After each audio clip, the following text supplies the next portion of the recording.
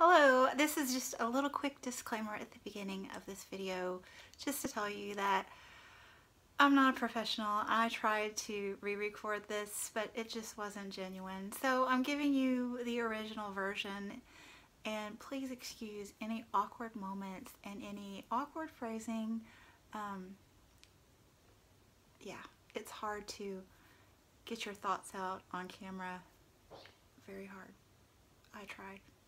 Thank you so much. Hello, it's Doris from All the Books, and I'm going to do something today that I have not done before and had not intended to do. I'm going to talk about one specific book. I don't know if I want to call it a review video because I don't really read books critically.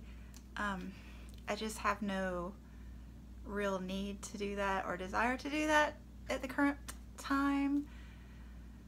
I just kind of like to just talk about them randomly. You probably figured that out.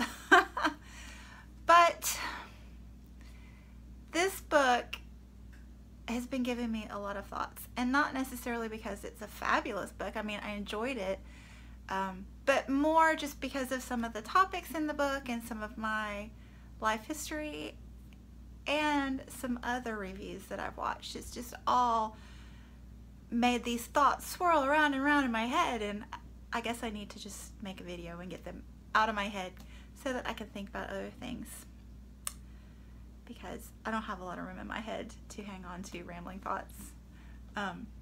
Anyway, yeah, I don't read books all that critically. I just read them either for enjoyment or more I like the way books make me feel and the way they make me think. So I really love a book that makes me think and have thoughts and emotions. And this one did that. So the book is, I'm sure you're like, what is the book already? It's The Mare by Mare Gateskill. This book has been giving me deep thoughts. The book and the discussions that I've watched on BookTube. So I have some little notes because, like I said, normally I just run my mouth and say random things, and I had too much to say to do that. So pardon me if I look at my notes because, you know, I don't have them memorized. But one of the things that was said about this book is that it was way predictable, and it totally is. It is completely predictable. And I would argue that the author probably meant it to be that way. The plot arc is totally what you would expect from beginning to end. Boom. Girl meets horse, they overcome obstacles, and they win the big prize in the end. Yeah.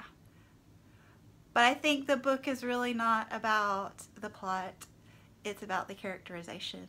It's about the development of the characters, and by having a plot arc that you know ahead of time, you can just basically ignore the plot and get into the characters. And it's the characters that really pulled me into this. I did a chapter tag on my 5 Bailey's long listed books that I had in my possession at the time, and of the 5, this is the one that drew me in from the initial sections. It's written in different characters' perspectives, and initially Ginger and Velvet, who are the 2 main characters, really pulled me in. I just love their voices. Ginger is a white woman in the suburbs outside of New York City, and she's a recovering alcoholic, a struggling artist, not struggling financially because she's married and is in a stable situation there, but struggling with her art inspiration. She's struggling with her maternal clock ticking. She doesn't have any children. Her husband has a daughter and doesn't really want to have more, but he's possibly open to adoption, maybe, but she doesn't know if she is. So yeah, there's all that going on. And then they become aware of this program, Fresh Air, where kids from the inner city are brought out to the country to experience country life from New York City. It's originally a Puerto Rican program, but the girl that is Ginger Velvet is from the Dominican Republic. So those are the two main characters, and that's their story. And right away I saw, you know, problem. It's not written in own voices. Yeah. I was like, that could be a potential problem. And it probably is. I'm not going to lie. I'm not sure about that. But I got to thinking about it, and to be quite honest, it is own voices in another sense, because it's the own voices of me. I'm a white woman who tries to help immigrants. And for whatever there is to say about that, it's my truth. So, there's all that going on. The other thing that jumped at me right away, amidst all these other thoughts, with the plot arc being so predictable and the characterization, was National Velvet that I just got from Goodwill. And immediately when I started reading this book, I thought, oh wow, how completely awesome would it be to read the Mare and then read National Velvet again and just compare the two, because it's like the same storyline basically, but a different time period, different characters, obviously different issues to process. So that kind of fascinates me, that whole. And I should have prefaced this all to say with, I was the typical little girl obsessed with horses as a child. So this probably puts a happy glow on the book for me, I'm not gonna lie. I totally remember reenacting the climax scene from the Black Stallion's Courage. I reenacted that for weeks, running on the little dirt road between my house and my oldest brother's house. Totally. So yeah, I probably get the story more than some, just because of my reading history as a child and my current position as an ESL teacher. I get it. So this book is right in my wheelhouse. That being said, let me see what else that I wrote down that I need to tell you. I got all the first one. I got all the second bullet point. Oh, it did kind of slump in the middle a little bit. I will admit that there was some boredom happening there for a few pages, but you know, that happens in books. I do think that, and I think this was something that I heard was a problem, it does get repetitive. The voices of Ginger and Velvet, the story kind of gets repetitive for a while in the middle. But that being said, let's move on from Ginger and Velvet and get to the real story.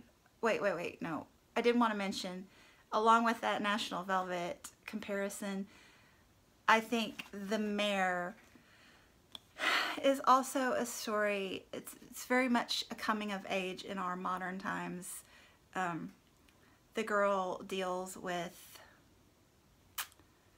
she's not innocent because there's been some sexual abuse in her earlier years, and there's a lot of verbal and even physical abuse from her mother. The father's never been in the scene.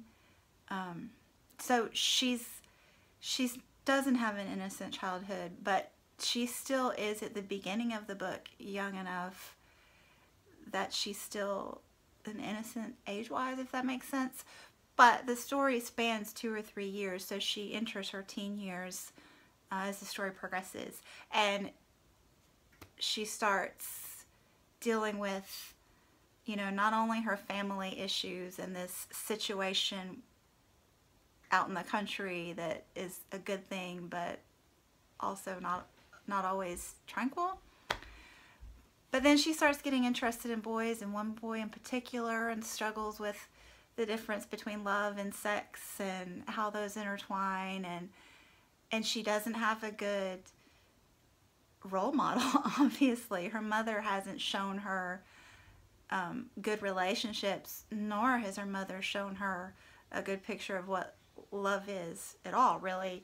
So yeah, so there's all that. There's a lot going on in this book. So then, to me, the real story completely was the mother. So you have this horse, and her name is Fugly Girl. And initially you think, oh my gosh, you know, it's so obvious they're using this horse as a stand-in emblem for the little girl Ginger. And that's an easy comparison to make. But then as the story progresses, you kind of, if you're paying attention, that's not what she's saying, what Mary Gateskill is saying, because this story is really about the mother, Sylvia, who she got pregnant and out of wedlock. She's not married, and she's moved to the U.S. while she's pregnant, and she's living with her boyfriend's brother, and then her boyfriend is already married and tells her that he can't, you know, his wife is also pregnant and he can't leave her. And so she's moved to the States and is having a baby all alone, basically. So, you know, there's that to deal with. And I just want to show you this page in the book, this angry woman that you want to hate, you don't want to love her, and you kind of don't understand. That's another thing Mary Gateskill does really well in this book is, you know, there's that potential for the white woman to help this little black girl, and for that to be the story, and it's really not. I mean, Mary Gateskill makes this, she creates this emotional distance between the two. Even though there's some mutual light going on and they get some emotional needs filled from time to time from each other, they maintain this emotional distance throughout the whole story. You never have the two of them fall in love as a mother-daughter relationship, or, you know, there's never that connection between the two because Velvet won't let go of her mother. It just creates this tension and, you know, wanting to know why she won't let go of this bad situation and move on. And if you don't see that Sylvia is this story, you probably missed this page. This is just so profound to me. Can you read it? I'll leave it there for a second. I mean, the Lord is my shepherd, I shall not want. Today, a man went into a movie theater with guns and started shooting. He killed 5 people and hurt lots of others, and I understand. Because I'm tired of being the one in pain. It says I shall not want, but I want. I want somebody else to feel pain. I want to hear them screaming. It just goes on, and I just thought this page was very, very profound, truly. And I've just been rambling, and I don't even know if I've made sense, but the one more thing that I did want to say about this book is, I said that this plot arc is completely predictable, and it is. And the climax is totally this little girl winning this dressage event, I guess. And that's great and everything, but nothing is resolved. The resolution isn't there. You know, as this story is ending,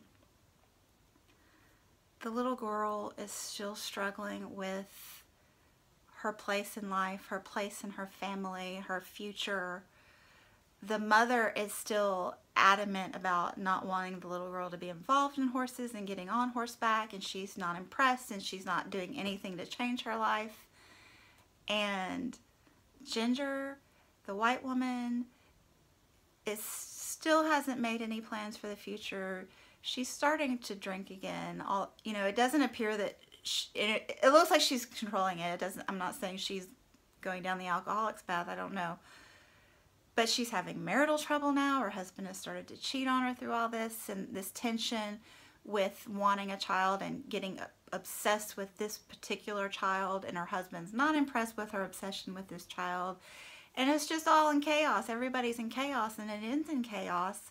And you think, what the heck? But that's the beauty of the story as well. Even though everybody is still left hanging and not knowing how their lives are going to improve, they're all left with this golden moment. This moment where this little girl was just the shining star. She's left with this powerful moment of, I accomplished that. The mother is left with this powerful moment, and Ginger, they're both left with this powerful moment of seeing this little girl that they both love accomplish so much.